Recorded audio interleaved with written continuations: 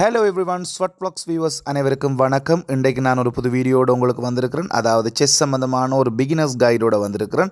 இந்த பிகினர்ஸ் கைடை கம்ப்ளீட்டாக பார்க்குறதுக்கு முதல் எங்களோட சேனலை இன்னும் சப்ஸ்கிரைப் பண்ணாமல் இருக்கிறார்கள், சப்ஸ்கிரைப் பண்ணிக்கொள்ளுங்க. பெல் பட்டனை ப்ரெஸ் பண்ணி வச்சுக்கொள்ளுங்க. தொடர்ச்சியான நோட்டிஃபிகேஷன்ஸ்க்காக நாங்கள் இன்னும் நல்ல செஸ் வீடியோஸை போகிறதுக்கு ரெடியாகிறோம். இன்றைக்கு நாங்கள் பார்க்க போகிறது check in chess complete beginners guide. இது ஈஸியாக இருக்கும் பிகினர்ஸ் படிக்கிறதுக்கு. அதாவது செஸ்ஸை ஆரம்பத்தில் இருக்கிற ஆக்கள் உங்களுக்கு செக்குன்னு சொல்லி சொன்னால் என்னென்னு தெரியாமல் இருப்பீங்க. செக்குன்னு சொல்லி சொன்னால் என்னென்று விளங்கிக் கொள்ளுங்க பிள்ளைகள். செக் தான் ஒரு செஸ் கேமை பொறுத்த வரைக்கும் அடிப்படையில் நாங்கள் படிக்க வேண்டியது, அதாவது விளையாடுறதுக்கு முதல்ல லேர்ன் பண்ண வேண்டிய அத்தியாவசியமான ஒரு விஷயமாக செஸ்ஸில் இருக்குது. அப்போ செக்குன்னு சொல்லி சொன்னால் உங்களுக்கு தெரியும், நீங்கள் கேப்சரிங் த பீசஸ் படிச்சிருப்பீங்க. அதாவது போர்டில் இருக்கிற அனைத்து காய்களையும் எங்களால் வெட்ட முடியும். இருந்த போதிலும் எங்களால் கிங்கை கட் பண்ண முடியாது.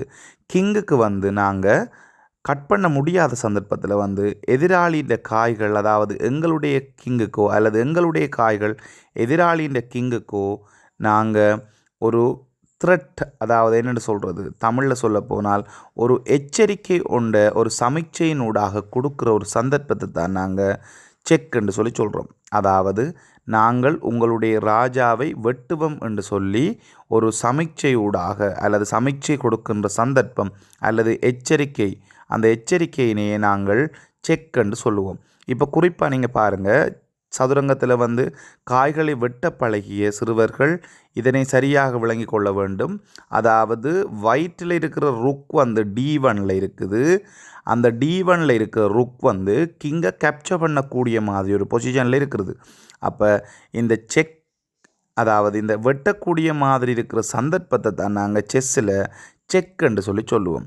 அது மட்டும் இல்லாமல் இன்னும் ஒரு உதாரணம் இதில் போடப்பட்டிருக்குது பாருங்கோ வடிவா.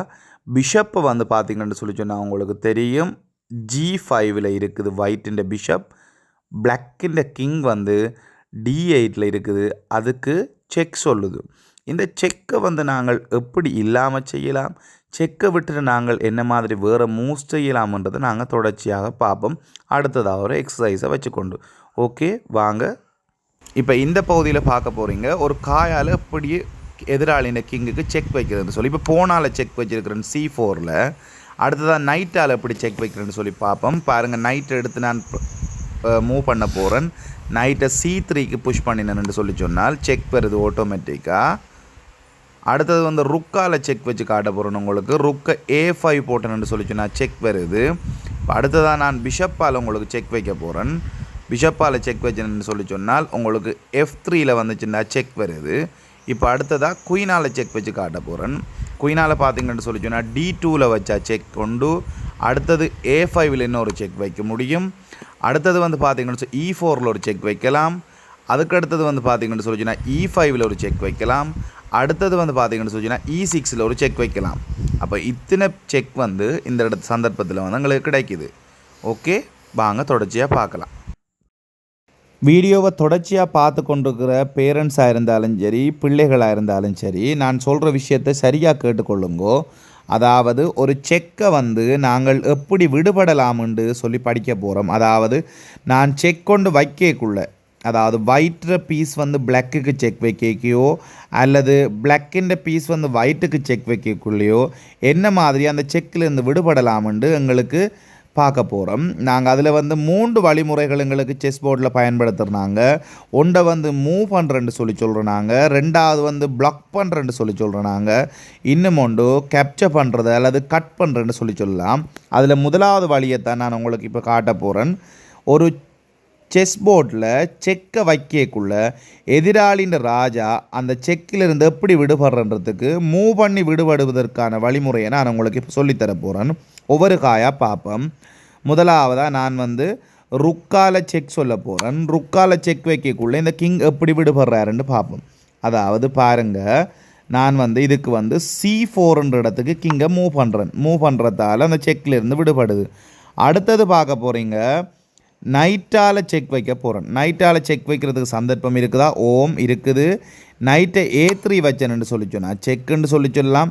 நைட்டை A3 செக் வச்சால் கிங் செக் இல்லாத ஒரு இடத்துக்கு நகரணும் தான். அப்போ நகர்றதுக்குரிய இடம் எதுன்னு சொல்லி பார்த்தோம்னு சொல்லி சொன்னால் உங்களுக்கு விளங்கும். கிங்கை வந்து D3யில் மூவ் பண்ணுறதால அவரால் செக்கிலிருந்து செக் இல்லாத இடத்துக்கு போக முடியும். பாருங்கள், அடுத்ததாக வந்து நாங்கள் பார்க்க போகிறோம். பிஷப்பால் செக் வைக்கிறதுக்கு சான்ஸ் இல்லை. ஏனெண்டா எங்கள்கிட்ட இருக்கிறது பிளாக் கலர்ட் பாக்ஸ் பிஷப் இருக்குது, ஒயிட் கலர்ட் பிஷப் இல்லை. ஆகவே குயினால் செக் வைக்கக்கூடிய சந்தர்ப்பம் தான் எங்களுக்கு இருக்குது. பார்த்திங்கன்னு சொல்லி சொன்னால் குயினால் வந்து D2வில் செக் வச்சோம்னு சொல்லி சொன்னால் எங்களுக்கு இந்த செக்கில் வந்து கிங் வந்து விடுபட முடியும். அந்த கிங் வந்து எங்கே போக போகிறாருன்னு சொல்லி சொன்னால் பாருங்கள், E4க்கு போய் அதிலிருந்து விடுபடுறார். திரும்பவும் செக் வைக்க போகிறோம் நாங்கள். அப்போ பாருங்கள், குயினால் E2க்கு செக் வைக்கக்குள்ள அவர் திரும்ப இந்த இடத்துக்கு வாரார், அதாவது D4க்கு வாரார். அப்போ நாங்கள் பிஷப்பால் செக் வைக்கிறோம் B2வில் வச்சு. இப்போ செக் இல்லாத ஒரு இடத்துக்கு போகலாமான்னு சொல்லி பார்த்தால் எங்களுக்கு போக முடியாதுன்னு நினைக்கிறேன். வாங்க பார்க்கலாம். எஸ், செக்மேட்னு சொல்கிறாங்க. செக்மேட் சம்மந்தமாக நாங்கள் பிறகு கதைப்போம். இப்போ எல்லா காய்களாலையும் செக் வச்சு மூவ் பண்ணியும் பார்த்துட்டோம். பிஷப்பால் வச்ச செக்குக்கு மூவ் பண்ண முடியாது. ஏனெண்டா மூவ் பண்ணுறதுக்கு லீகலான மூவ் இல்லை.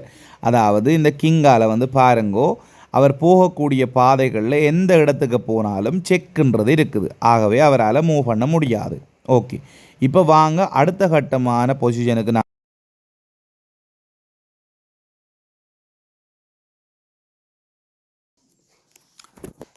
தொடர்ச்சியாக பார்க்க போகிறது வந்து பார்த்திங்கன்னு சொல்லி சொன்னால் பிளாக்கிங் ஆப்ஷன். அதாவது ஒரு செக் கொண்டு வைக்கக்குள்ளே எப்படி அந்த செக்கிலேருந்து விடுபடலாம்ன்றதுக்கு உங்களுக்கு ஒரு வழிமுறைகளை நான் காட்ட போகிறேன். முதலாவது செக்கை வந்து ருக்கால் வச்சு காட்ட போகிறேன் உங்களுக்கு. பாருங்கள், அதாவது ருக்கால் செக் வச்சு காட்டக்குள்ளே இங்கே ருக்கை வந்து E2வில் போட்டால் கிங்குக்கு செக் இருக்குது.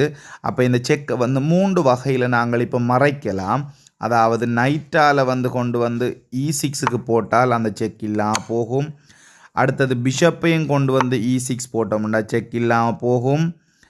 பாருங்கள், நைட்டை கொண்டு வந்து E7க்கு, அதாவது G8ல் இருந்த நைட்டை கொண்டு வந்து E7க்கு போட்டோம்னு சொல்லி சொன்னாலும் செக் வந்து இல்லாமல் போகுது.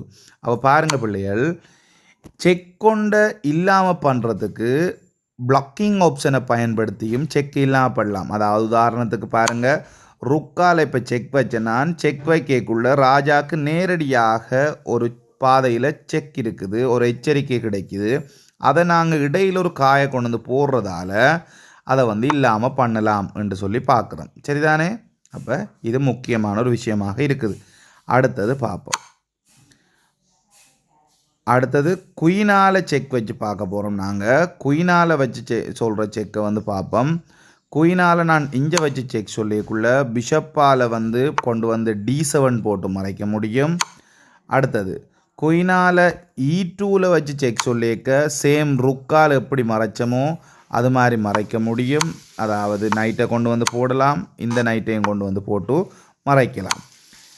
இப்போ அடுத்ததாக வந்து பார்த்திங்கன்னு சொல்லிச்சுன்னா பிஷப்பால் செக் சொல்ல போகிறோம். அதை B5வில் வச்சு சொல்லுவோம். B5வில் வச்சு சொல்கிற செக்குக்கு எங்களுக்கு ஒரு காய் மட்டும்தான் மறைக்கிறதுக்கு இருக்குது. பிஷப்பை வந்து D7ல் போட்டு மறைக்கலாம். மன்னிக்கணும், நைட்டையும் கொண்டு வந்து நாங்கள் C6ல் போட்டு வச்சு மறைக்கலாம். அப்போ இவ்வாறான சந்தர்ப்பங்களில் வந்து செக்கை வந்து இல்லாமல் பண்ணுறதுக்கான வழிமுறைகள் இருக்குது. முக்கியமான ஒரு விஷயத்தை வந்து பாருங்கள் பிள்ளைகள், அது நான் கட்டாயம் படிக்க வேண்டிய விஷயம். நைட்டால் சொல்கிற செக்கை வந்து எந்த காயாலையுமே மறைக்க முடியாது. நைட்டால் சொல்கிற செக்கை வந்து எந்த காயாலையுமே மறைக்க முடியாது. காரணம் என்னென்னு சொல்லி சொன்னால், நைட் வந்து க்ரொஸோவராக மூவ் பண்ணுற பீஸுன்றபடியால் அவரால் வந்து இதை நாங்கள் மறைக்க முடியாது. நைட்டால் E8 செக் இருக்குது பாருங்கள், எந்த காயாலையும் மறைக்க இயலாது. அது வந்து எப்பயுமே மறைக்க இயலாது. அப்போ இது வந்து ஒரு ரூல்.